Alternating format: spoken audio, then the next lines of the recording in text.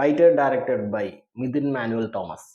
ഈ സിനിമയെ കുറിച്ചിട്ട് ഞാൻ എങ്ങനെ പറഞ്ഞു തുടങ്ങുമെന്നാണ് ആലോചിക്കുന്നത്. ഈ സിനിമ കണ്ടു കഴിഞ്ഞപ്പോൾ എനിക്ക് ആദ്യം ഓർമ്മ വന്നത് വിജയ് സേതുപതി ഈ കഴിഞ്ഞ ദിവസം പറഞ്ഞ ചില കാര്യങ്ങളാണ്.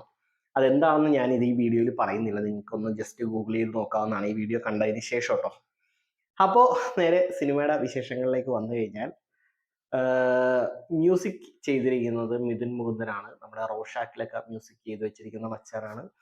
ഗംഭീര സ്കോറിംഗ് ആണ്, അതൊന്നും പറയാനില്ല. കേട്ടിരുന്ന സമയത്തൊക്കെ നമുക്ക് നല്ല രീതിയിൽ എൻജോയ് ചെയ്യാൻ പറ്റുന്ന രീതിയിലുള്ള സ്കോറിംഗ് ആണ് മൊത്തത്തിൽ ചെയ്തു വെച്ചിരിക്കുന്നത്. പിന്നെ പഴയ ഒരു പാട്ട്, പൂമാനമേ പാട്ട് റീക്രിയേഷൻ ചെയ്തു വെച്ചിട്ടുണ്ട്. അതെന്തോ അത്ര സുഖമായിട്ട് തോന്നിയില്ല, കാരണം സ്റ്റോറിയിലേക്ക് ഞാൻ വരാം. പിന്നെ സിനിമാറ്റോഗ്രാഫി ചെയ്തിരിക്കുന്നത് തേനീശ്വറാണ്, ഗംഭീരമായിട്ട് തന്നെ ചെയ്തിട്ടുണ്ട്. ടെക്നിക്കൽ സൈഡ് ഭയങ്കര സൗണ്ടാണ്, സത്യം പറയാലോ, ഗംഭീര വർക്കാണ് മൊത്തത്തിൽ സിനിമയിൽ ചെയ്തു വെച്ചിരിക്കുന്നത്.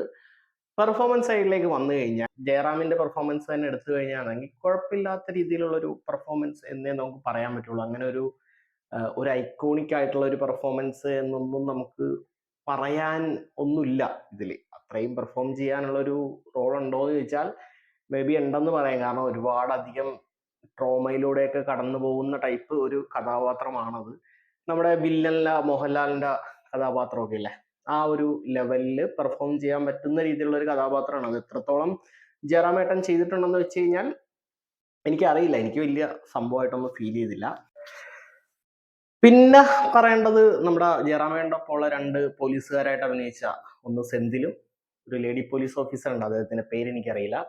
രണ്ടുപേരും ഇതുപോലുള്ള ക്രൈം ത്രില്ലേഴ്സിൽ വരുന്ന ഈ ഏറ് പിടിച്ച് നിൽക്കുന്ന പോലീസ് ഓഫീസർമാരില്ലേ, ആ ഒരു രീതിയിലുള്ള ബോൾഡ് പെർഫോമൻസ് എന്നാണ് പുതിയതായിട്ട് അതിനെ വിശേഷിപ്പിക്കുന്നത്. അങ്ങനെ ഒന്ന് രണ്ട് പേര് പറയുന്നത് കേട്ടു. അങ്ങനെ ബോൾഡായിട്ടുള്ള പെർഫോമൻസുകളാണ് അവരുടെ ഭാഗത്തുനിന്ന് ഉണ്ടായത്. നല്ല രീതിയിൽ ഏറ് പിടിച്ചിട്ടുള്ള പെർഫോമൻസ് ആയിരുന്നു അത്. കുഴപ്പമില്ല, സിനിമക്ക് ആവശ്യമുള്ള രീതിയിൽ ചെയ്തു എന്ന് വേണമെങ്കിൽ പറയാം. പിന്നെ പിന്നെ അങ്ങോട്ട് പെർഫോമൻസിന്റെ കാര്യം, അനൂപ് മേനോൻ ഉണ്ട്. അനൂപ് മേനോൻ വളരെ പുതുതായിട്ട് ഉള്ള ഒരു ക്യാരക്ടറൊന്നും അല്ല ചെയ്തു വെച്ചിരിക്കുന്നത്. അദ്ദേഹത്തിന്റെ പല സിനിമകളിലും നമ്മൾ കണ്ടിരിക്കുന്ന രീതിയിലുള്ള ഒന്നല്ലെങ്കിൽ ഫിലോസഫിക്കൽ ടേംസ് യൂസ് ചെയ്യണം, അല്ലെങ്കിൽ സൈക്കോളജിക്കൽ ടേംസ് യൂസ് ചെയ്യണം, അല്ലെങ്കിൽ മെഡിക്കൽ ടേംസ്, അങ്ങനെയുള്ള മറ്റേ ഇംഗ്ലീഷിൽ നമ്മൾ ഇതുവരെ കേൾക്കാത്ത രീതിയിലുള്ള വാക്കുകളൊക്കെ ഉപയോഗിക്കുന്ന ടൈപ്പുള്ള ഒരു ക്യാരക്ടർ തന്നെയാണ് ഇതിലും ചെയ്തിരിക്കുന്നത്. വലിയ പുതുമയൊന്നും ഫീൽ ചെയ്തില്ല. അപ്പോൾ അങ്ങനെയൊക്കെയാണ് സിനിമ പോയിക്കൊണ്ടിരിക്കുന്നത്. പിന്നെ ഈ സിനിമയുടെ ഒരു സ്റ്റോറി പാറ്റേൺ ലെവൽ കാര്യങ്ങളൊക്കെ നമ്മൾ എവിടേക്കോ കേട്ട, ഏതൊക്കെയോ സിനിമകളിൽ കണ്ട രീതിയിലുള്ള ഒരു സ്റ്റോറി പാറ്റേൺ കാര്യങ്ങളൊക്കെയാണ്. നമുക്ക് എവിടേക്കോ കണ്ട ഒരു പരിചയം നമുക്ക് മൊത്തത്തിൽ സിനിമയിൽ അടിക്കും. എനിവേ, അതൊന്നും കുഴപ്പമില്ല, അതൊക്കെ പോട്ടേന്ന് വെക്കാം. പിന്നെ ഇതിലെ വേണ്ട, അതൊന്നും ഇനി പറഞ്ഞിട്ട് ഇനി കാണാനുള്ളവരെ എല്ലാവരും പോയി കാണാം എന്ന് ഞാൻ പറയുന്നുള്ളൂ. പിന്നെ ഇതിൽ കുറച്ചധികം ഉള്ള ലോജിക് മിസ്റ്റേക്ക് കാര്യങ്ങളൊക്കെ ഉണ്ട്. ഇതിലെ കഥാപാത്രങ്ങളെ കാണിച്ചിരിക്കുന്നത് ഒരു ഒരു ഗ്രേ ഷെയ്ഡ് ആയിട്ടല്ല കാണിച്ചിരിക്കുന്നത്. എന്നാൽ ഒരു ഗ്രേ ഷെയ്ഡ് ആയിട്ട് കാണിച്ചിരുന്നെങ്കിൽ കുറച്ചും കൂടി ആ കഥാപാത്രങ്ങൾ ചെയ്യുന്ന കാര്യങ്ങളെയൊക്കെ ഒന്ന് ജസ്റ്റിഫൈ ചെയ്യാമായിരുന്നു. ഇതൊരു വൈറ്റ് ആയിട്ടുള്ള ഒരു ക്യാരക്ടറെ കാണിച്ചിട്ട് പിന്നെ ഒരു ഗ്രേ ഷെയ്ഡ് അതിന്റെ മേളിൽ അപ്ലൈ ചെയ്യാൻ ശ്രമിച്ചതുപോലെയൊക്കെ എനിക്ക് ഫീൽ ചെയ്തു. ആ ക്യാരക്ടറിലൊക്കെ ഭയങ്കര ഇതിലെ ഒരു എന്താണ് എന്ന് പറയുന്ന ഒരു ക്യാരക്ടറിന്റെ കാര്യമാണ് ഞാൻ പറഞ്ഞത്. ആ ക്യാരക്ടറിൽ കുറേയും കൂടിയൊക്കെ വർക്ക് ചെയ്യായിരുന്നു എന്ന് എനിക്ക് തോന്നി. ഒരു പൂർണ്ണതയില്ലാത്ത ക്യാരക്ടറായിട്ടാണ് എനിക്ക് ഫീൽ ചെയ്തത്. പിന്നെ മെയിനായിട്ട് ട്വിസ്റ്റ് ടേൺസ് കാര്യങ്ങളൊക്കെയാണ്. അത് നടപടിയായിട്ടുള്ള കാര്യമല്ല, എല്ലാവർക്കും പറ്റുന്ന കാര്യമല്ല.